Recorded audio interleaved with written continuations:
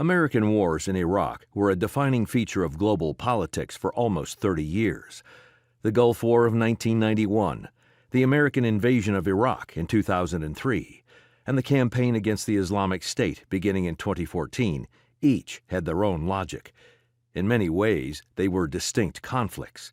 However, something is lost by looking at them in isolation. The United States spent the 1990s trying but failing to implement the Gulf War's ceasefire agreement.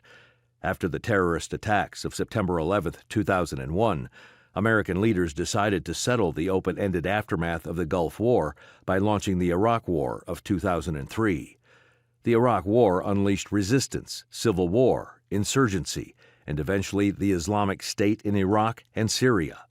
Thus, following the Gulf War, each war was fought to finish the previous conflict. The Iraq Wars, therefore, are perhaps best understood as a chain of events, one leading to the next.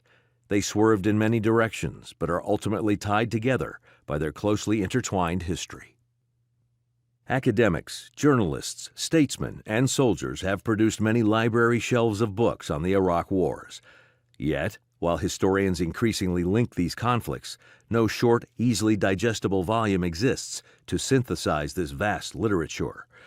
Tying them together in a very short introduction is useful not only because it covers a series of important conflicts, but because, as the adage goes, the whole is greater than the sum of its parts. Taken as a whole, the Iraq Wars highlight a conundrum in international history. Iraq was a middling power on the opposite side of the world from the United States. It was not the type of state that normally defines world order or global politics. Other small and medium-sized states such as Vietnam, Korea, or Afghanistan sapped the power of Washington and Moscow during the Cold War, but only as proxies in a larger conflict between the superpowers. The Iraq Wars were not nested in great power competition.